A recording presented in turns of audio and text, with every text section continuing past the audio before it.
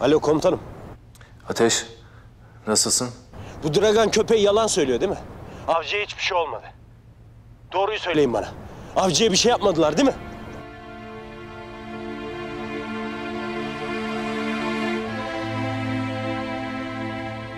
Başımız sağ olsun Ateş.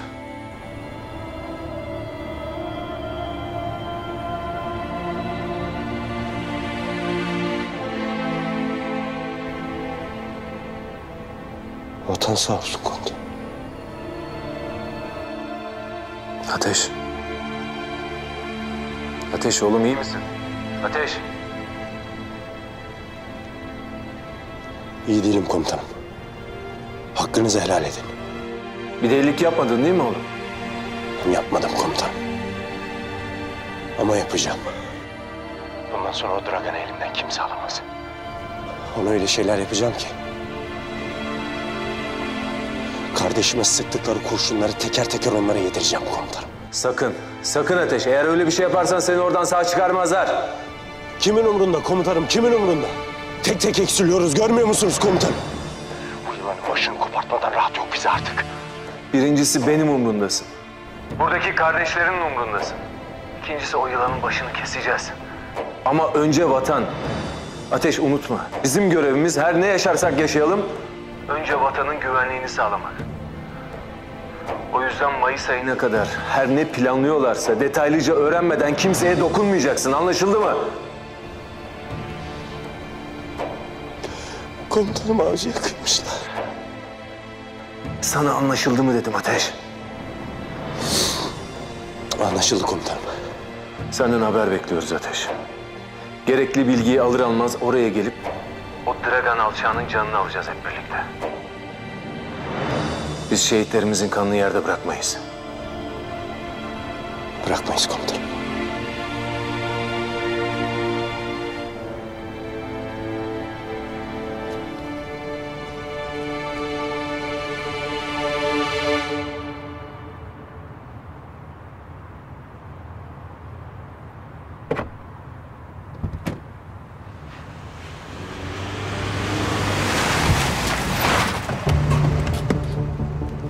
Ne oluyor lan? Bunlar da kim? Ha, yoksa... Ne oluyor? Hop! Sen kimsin be? Ne oluyor oğlum? Çıkmasana! Siz kimsiniz kardeşim? Ben kimden, neden bahsettiğinizi bilmiyorum. Bak, bir işaretimle bu arkadaş Griko'yu indirir. Üstüne bir ton ağırlık düşer. Akşama kadar can çekişirsin. Yine de ölemezsin. Asla bir bilgim yok. Ulan ne bilgim yok, elimizde görüntülerim var. Adamı sen almışsın oradan. Hangi adamı? İndir! Öldürürler. Yaşatmazlar beni. Zırlama.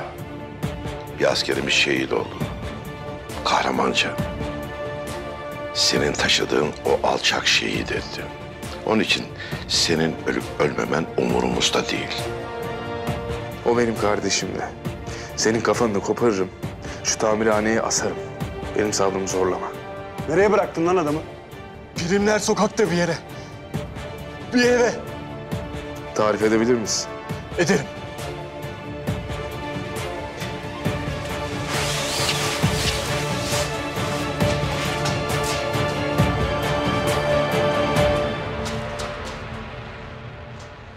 Eğer karın, çoluğun, çocuğun varsa hepsiyle vedalaş. Eğer yalan söylüyorsan onları bir daha göremeyeceksin. Yok ama yalan söylemiyorum. Kopuk.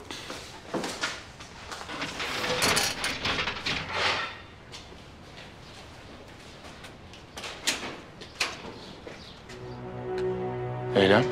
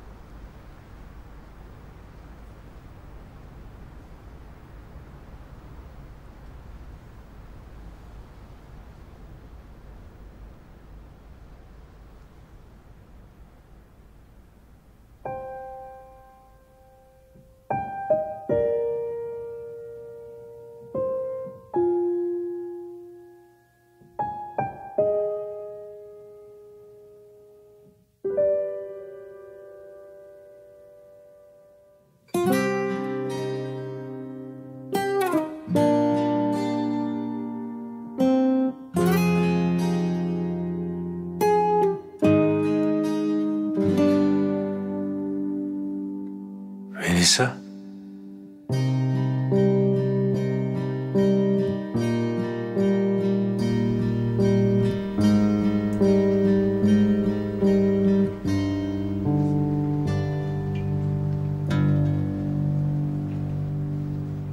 Ne oldu? Bir şey mi oldu? Niye geldin?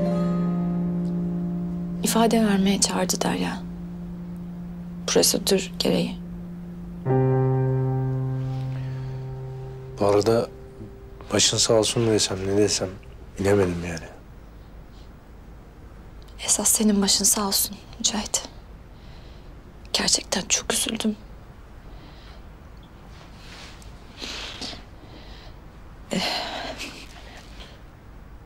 Aramak da istedim aslında ama Vatan sağ olsun. Vatan sağ olsun. Kardeşimizi kaybettik.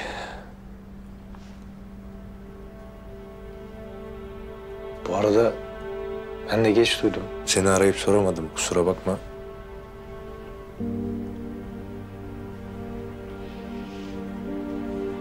bugün babamın mezarına gittim. Ne diyeceğimi, ne hissedeceğimi bilemedim.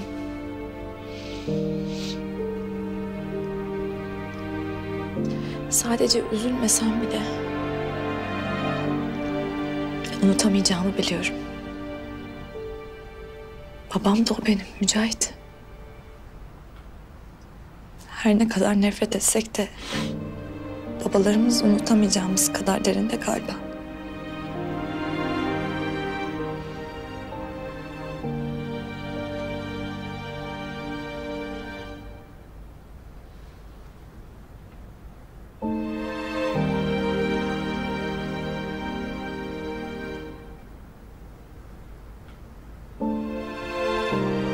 Ağlamak ister misin?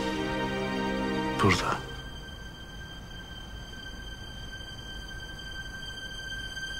İçimden ağlamak geliyor. Ama babama değil, yaşadıklarıma.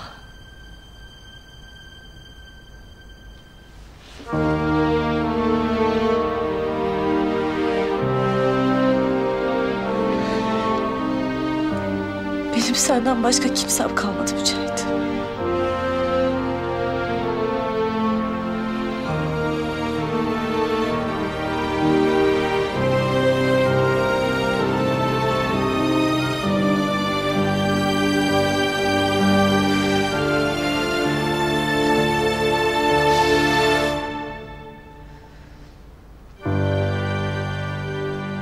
Ne işin var burada?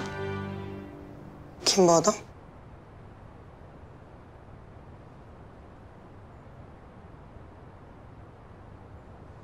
Bize bir müsaade edebilir misiniz?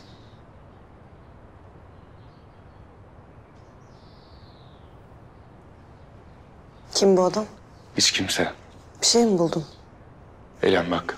Birini mi buldun Yavuz? Sana söyleyemem. Ne demek sana söyleyemem? Evet buldum. Avcıyı öldüren katillerden birini oradan kaçıran herif.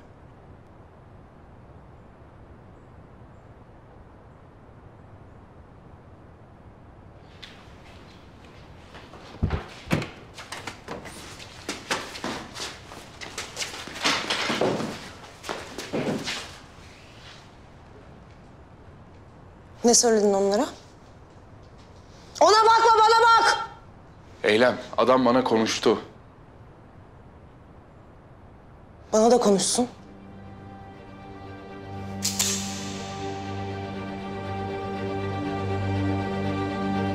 Konuş. Konuşsana! Söyle! Konuş! Eylem, Konuşsana! burası tamirhane. Etrafta insanlar var. İndir şu silahı hadi. Söyleyecek misin? Eylem, bana bak. Söyleyecek. Ver bana. Ver silahı. Güven bana.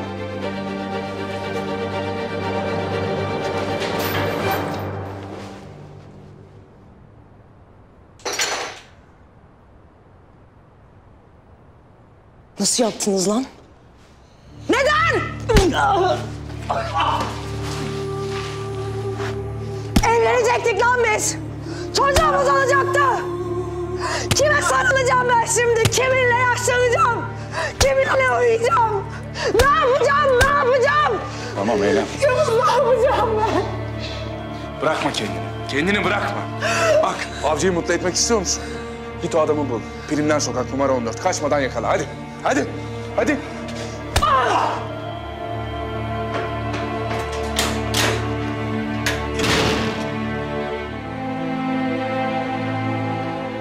O adamı almayı Eylem'den çok kimse hak etmiyordu.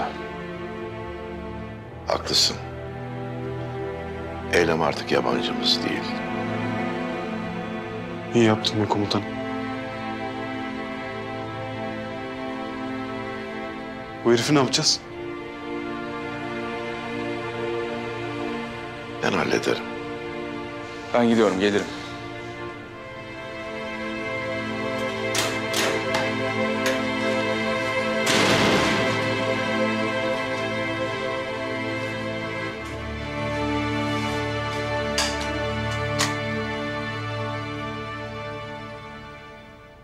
Beyler, hoş geldiniz. Hoş bulduk. Hoş geldiniz. Buyurun lütfen. Beyefendiler benim özel misafirlerim. Kimseyi içeri almayın. Siz de kapının dışında bekleyin.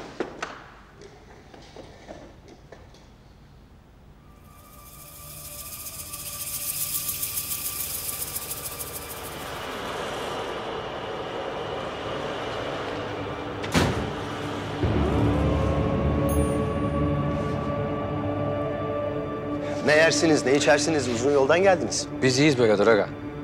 Hemen işimize koyulalım. Bu ne acele ya? Daha önce hiç ülke kurdun mu? Hayır. O zaman Peki başlayalım.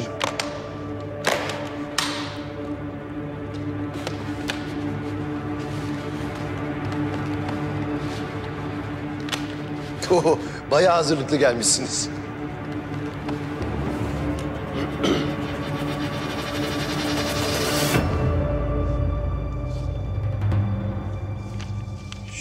Şunun rengini çok sevmedim. dostumuz onayladı hepsini. Beğenmen için değil, bir an önce çalışmalara başlamak için gösteriyoruz. Pekala.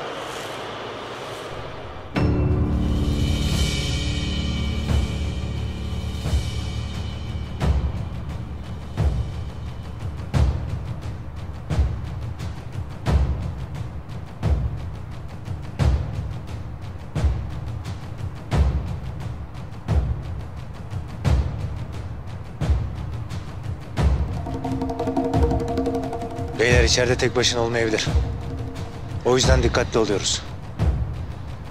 Unutmayın, alabiliyorsak sağ alacağız. Biliyorum hepimiz geberip gitsin istiyoruz ama Erdem komutanımın emri böyle. Anlaşıldı komutanım. Anlaşıldı komutanım. Giriyoruz.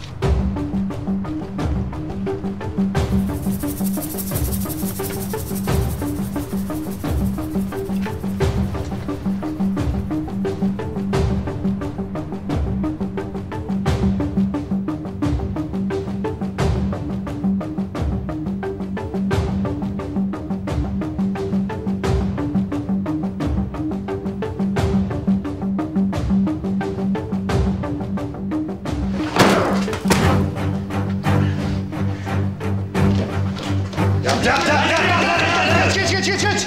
Çek geri, çek. Çek lan. Yürü.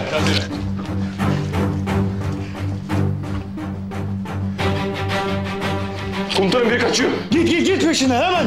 Koş. Siz de benimle gelin.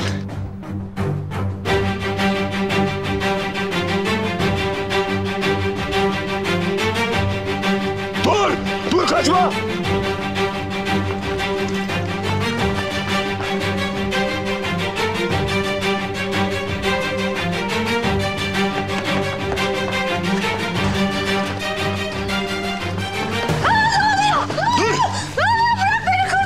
Boşuna uğraşma. Kaçamazsın. O işler öyle kolay değil. Bırak kadını. Önce silahlarınızı indirin. Öyle bir şey mümkün değil. Bırak kadını yoksa karışmam.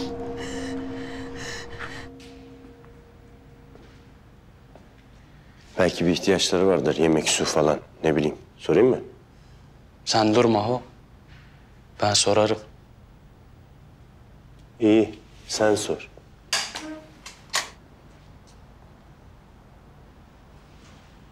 Hayır ben anlamıyorum yani. Niye bu kurulacak olan ülkenin başına ben geçemiyorum? Dostumuz seninle konuşmuş olmalı bu konuyu. Dragan Ratkoviç ülke başkanı olamaz. El Muğdar isminde anlaşılır. Muğdar. Bu hiç hoşuma gitmiyor. Gerçekten hiç hoşuma gitmiyor. Ne var? Bir isteğiniz var mı diye soracaktım. Yok çık dışarı.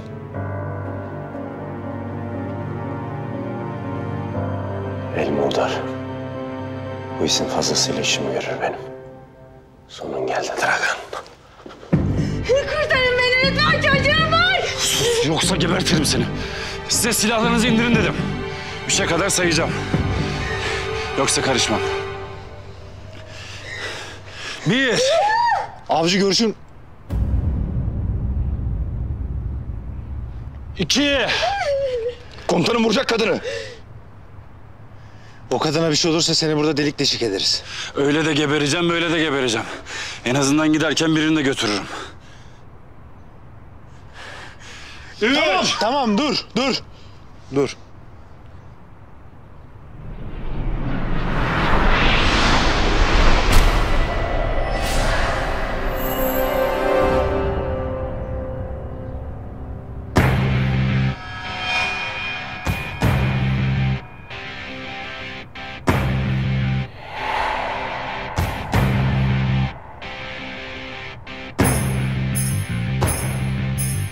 Aslan kızım benim. Bu daha bir. Arkasındakileri de bulacağız. Fethiye bunu yapanları tek tek indireceğiz. Tamam geçti. Geçti ama korkmayın. Yardım eder misiniz?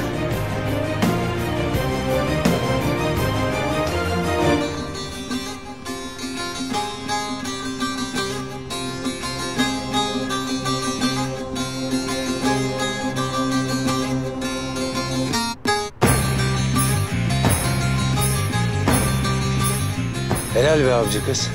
Aratmadı komutanım. Arkadaşlarına söyle. Emir aldıkları kim varsa tek tek yanınıza gelecekler. Biz şehidimizin kanını asla yerde bırakmayız. Ve bu ülkeye yapılanları asla unutmayız. Ölmüş. Eylem Hanım içeride bunlardan başka dosya yok. İçinde bayağı bir şeyler var. Feyzullah.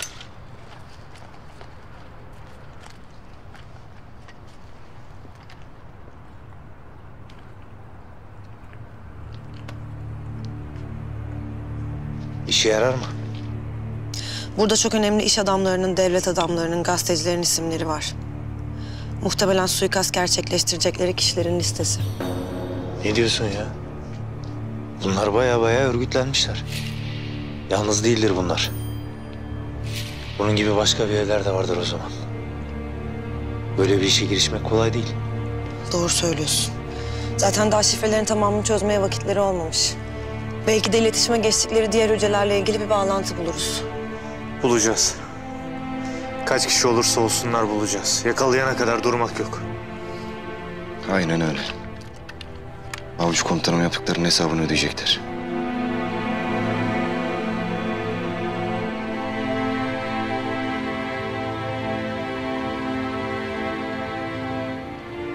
Sen de git bakalım avcı kardeş. Birer birer bırakıp gidin bizi bu pislik dünyanın içinde. Öyle kıskanıyorum ki sizi bir bilseniz. Boşuna kıskanma. Sen daha buradasın. Hoş geldin. Hoş buldum. Beklettim değil mi? Yok.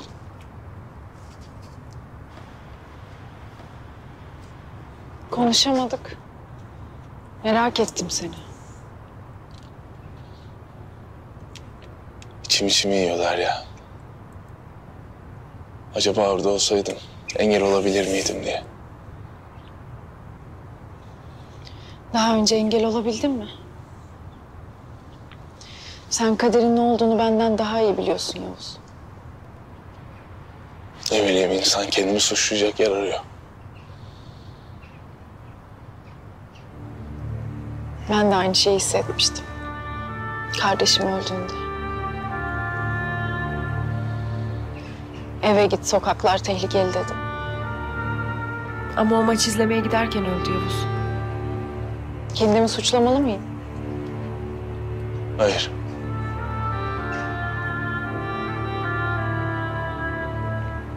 Eylemle konuştun mu?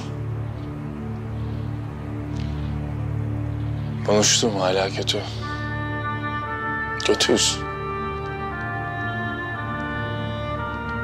Hafız öldüğünde de böyle olmuştu. Önce dünya başına yıkılıyor. Sonra alışıyorsun. Sonra bahar. Evet. Sen istemesen de bu Allah'ın belası hayat devam ediyor.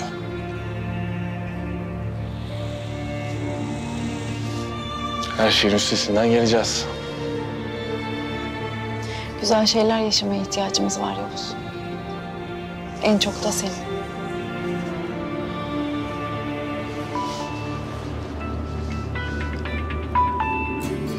Efendim? Tamam, geliyorum hemen. Kusura bakma, gitmem lazım. Ne oldu? Bizimkiler yaralı kaçan bir adam vardı, onu bulmuşlar. Hücre evi çökertilmiş. Olay yerine gitmem lazım.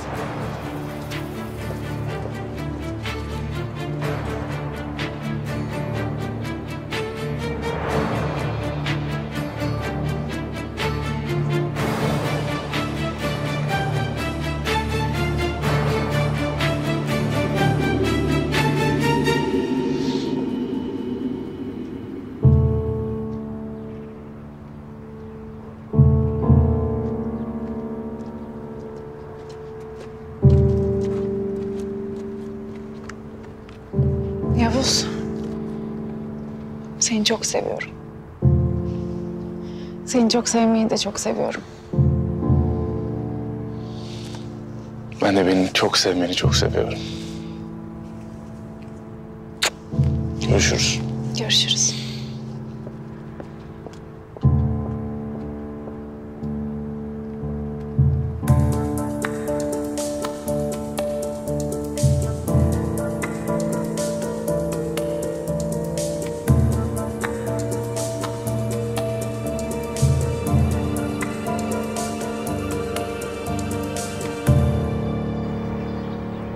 Eylem'in bakışları gitmiyor gözümün önünden ya.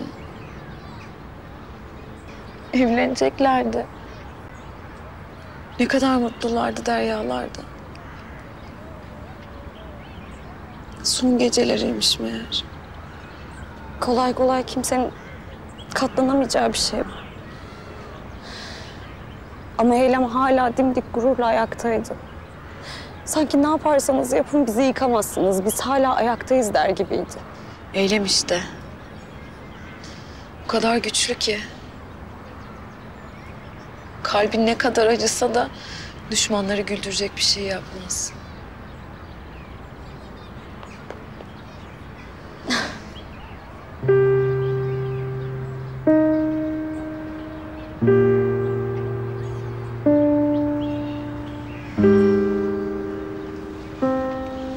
Feyzullah söyleyebildin mi?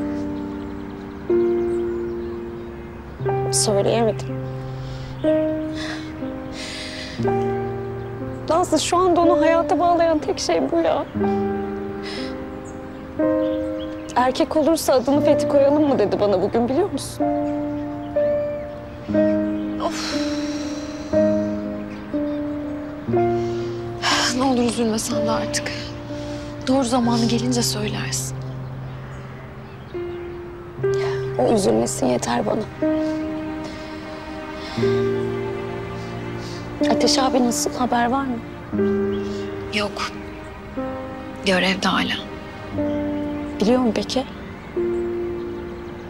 Bilmiyorum ki. Ama öğrenince kahrolacak. Ya düşünsene, su cenazesine bile katılamadı.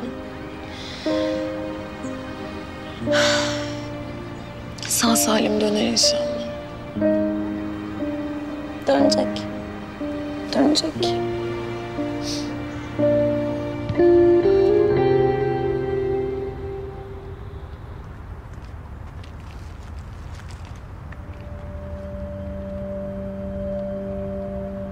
Bayağıdır takip ediyorsun. Öldürmek istesen öldürürdün herhalde.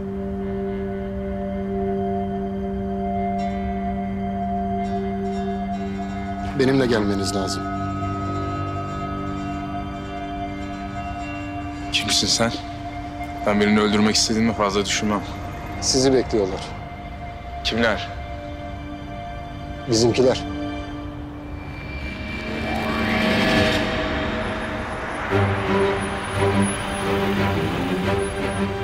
Bizimkilerse bekletmeyelim.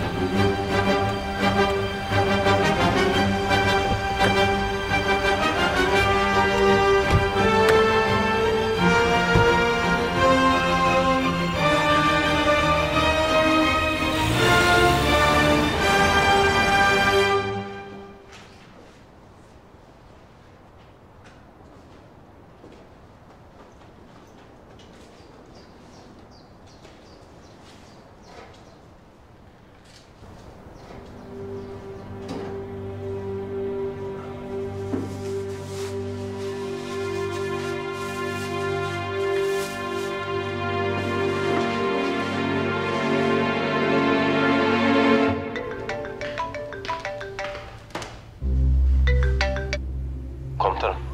Bir şey öğrenebildin mi Ateş? Bu herifler görüşmeye geldiler komutanım. 2 kişiler. Sözde devletlerini kurmak için çoktan başlamışlar çalışmaya. İş sandığımızdan da ciddi. Neler var elinde? Komutanım. Bunlar devletin dilini, bayrağını, sınırlarını legalleştirmek için ellerinden gelen her şeyi yapmışlar. Peki Dragan bu planın neresinde? Sözde devletin başkanı falan mı yapacaklar bunu yoksa? Hayır komutanım. Esas mevzu da bu zaten. Artık elimizde bir isim var. El Mudar denen eski bir terör örgütü liderini başkan yapacaklar komutanım. El Mudar. Bu isim bizim işimize yarar. Hemen istihbarata bilgisini geçeceğim. Araştırmaya başlayacağız. Komutanım, artık Dragan'la işimiz kalmadı. Öldürebiliriz o köpeği.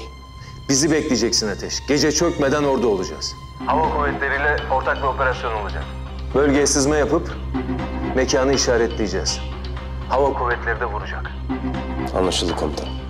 Sakın ama sakın biz gelene kadar bir delilik yapma Ateş. Kardeşimizin intikamını hep birlikte alacağız komutanım. Burayı bizim başına yakalım. Ben hiçbir şey istemiyorum. Yıkacağız aslanım. Biz gelene kadar dikkatli ol. Emredersiniz komutanım.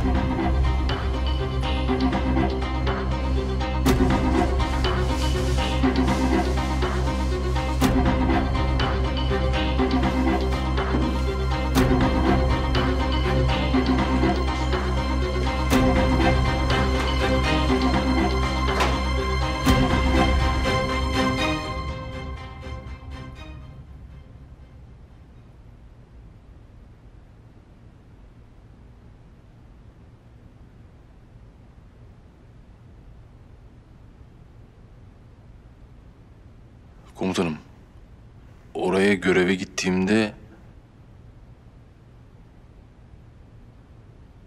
biz orada bir şehit vermiştik. Hı. Deş yağımızı deş. Deş iyice deş. Yok abi öyle bir şey değil. Kardeşimizi sardık bayrağa, bindirdik helikoptere, getirdik İstanbul'a. Neyse. Aramızda bir tane uzman çavuş vardı. Trabzonlu. Felakette matrak bir adam. Bir başladı ölen arkadaşımızla ilgili anılarını anlatmaya. Gülmekten ölüyorduk. Vallahi.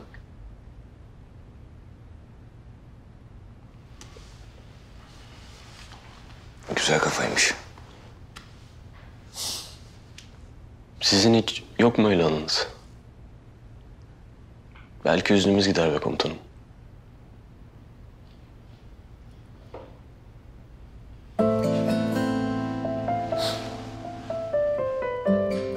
Ne oldu, ne geldi aklına? Ya hani bir köye gitmiştik. Muhtar bize sofra hazırlamıştı. Bildim. Biber muhabbeti değil mi komutan? Komutanım, bize de anladın da biz de gülelim be. Amcacığım, bu biberler acı mıdır? Yok, değil. Çocuklar bile yiyor. Vallahi yiyorlar ha. Bak maşallah.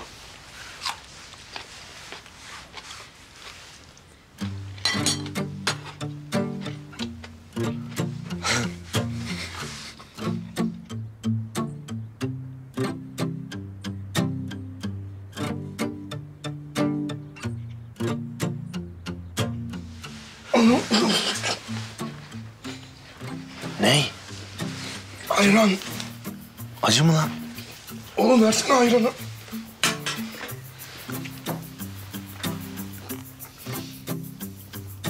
Fethi, acı mıymış?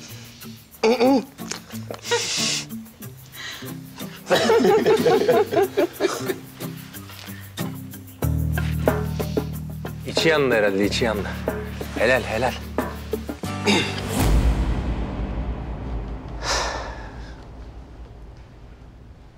Ulan neydik ne olduk be? Hay anasını.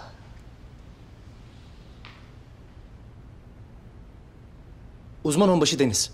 Komutanım Erdem ağabeyim sizi bekliyor. Hadi kalkın beyler.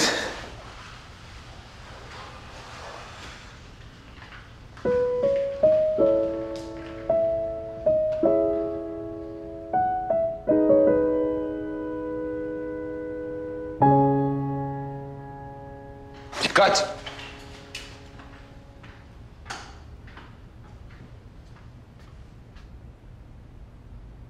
Oturun arkadaşlar. Markov'a hak ettiği cezayı vermişsiniz. Tebrikler aslanlarım. Komutanım, eylem olmasa başaramazdık. Sağ olsun. Avcı komutanımızın yokluğunu hissettirmedi bize. Gonca sağ olsun. Bazı gizli dokümanlar da elde etmişsiniz sanırım. Evet, 10 kişilik detaylı bir suikast listesi ele geçirdik. Bir de bazı şifreli yazışma ve notlar. İstihbarata ilettim, onlar gerekli incelemeyi yapacaklar. O listelerin elimize geçmesi hem onların çok büyük bir maddi zararı uğratmıştır, hem de planlarını sekteye uğratmıştır. Tekrar ellerinize sağlık. Sağ ol komutanım. Komutanım, Karabatak komutanımdan bir haber var mı? Komutanım, bu Dragan kansızının canını alabilecek miyiz artık? Ateş'le biraz önce konuştum. Mayıs ayında kurmayı hayal ettikleri sözde devletle ilgili önemli bir isim elde etmiş. Artık o isim üzerinden ilerleyeceğiz. Yani Dragan'dan alacağımızı aldık. Artık onunla bir işimiz kalmadı yani anlayacağınız. İşte bu be, işte bu. Hava kuvvetleriyle ortak bir operasyon yürüteceğiz. Ateşin olduğu bölgeye sızma yapıp mekanı işaretleyeceğiz. F-16'larımız da mekanı yerle bir edecek. Artık o sürüngenin inini başına yıkma vakti geldi beyler. Bugün bu iş bitecek. Fethiye olan son görevimizi o alçağın canını alarak yerine getireceğiz. Komutanınızın, kardeşinizin intikamını alacağız. Anlaşıldı mı? Emredersiniz komutanım.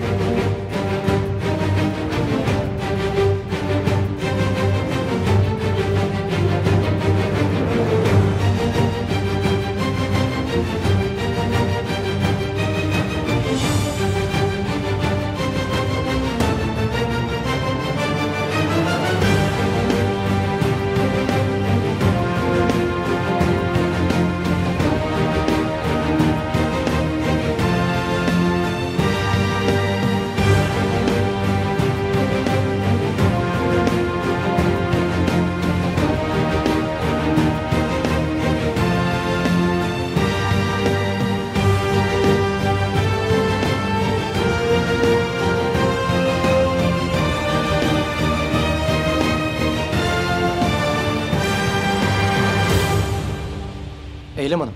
Efendim? Fethi komutanımın ailesi özel eşyalarının size teslim edilmesini söylemiş. Odaya bıraktım. Tamam, teşekkürler.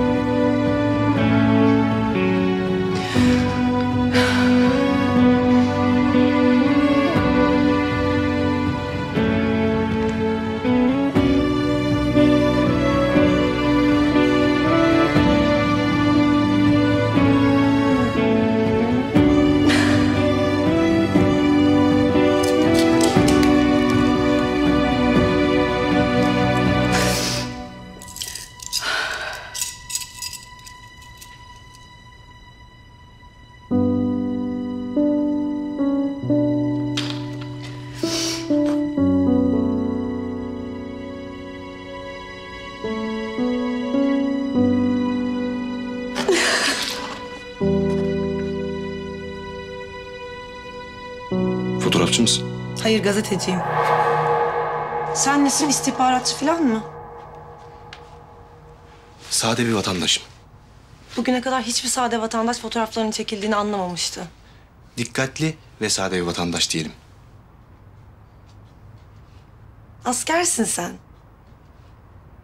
Saçın kısa, yeni tıraş olmuşsun. Muhtemelen her gün tıraş olduğun için de cildin biraz bozuk durumda. Bence sen istihbaratçısın. Hayır, gazeteciyim. Nerede çalışıyoruz? Fransa'da bir haber ajansı. Bilmezsin. Ayrıca Fransa vatandaşıyım ben. Fransızları da sevmem. Peki sevdiğin bir şey var mı?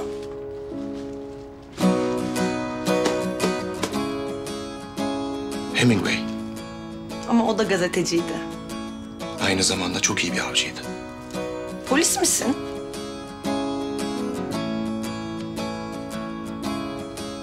Bir daha karşıma çıkma. Ya sen ne kaba bir insansın be. Erkek dediğin biraz kibar olur.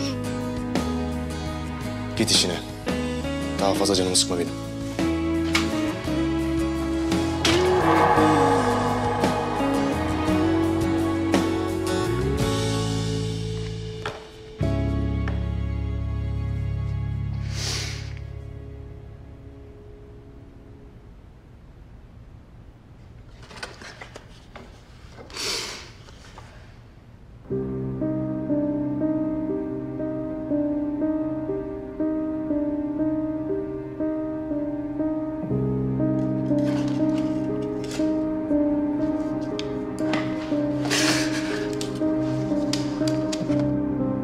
Gazoz kapağıyla dolaşmana gönlüm razı gelmezdi. Bence Hemingway bir konuda yanılmış. İki insan birbirini seviyorsa bunda mutlu bir son vardır. Seni seviyorum sevgilim.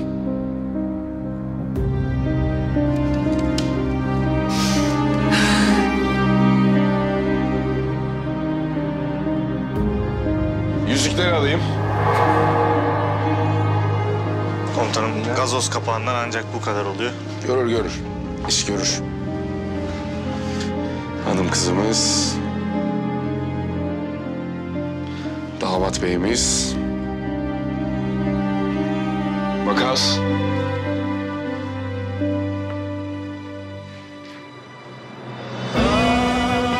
Mutlu, huzurlu, sağlıklı, kocaman güzel bir ömrünüz olsun. Hayırlı uğurlu olsun. Haydi bakalım.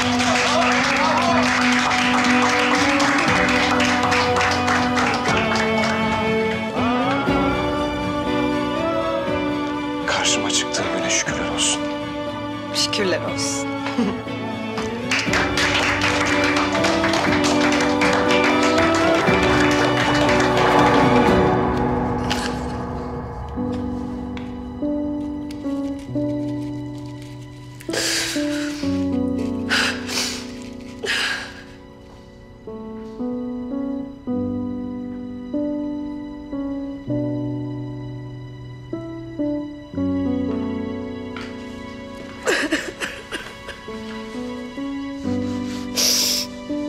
Bana yüzü kalmış.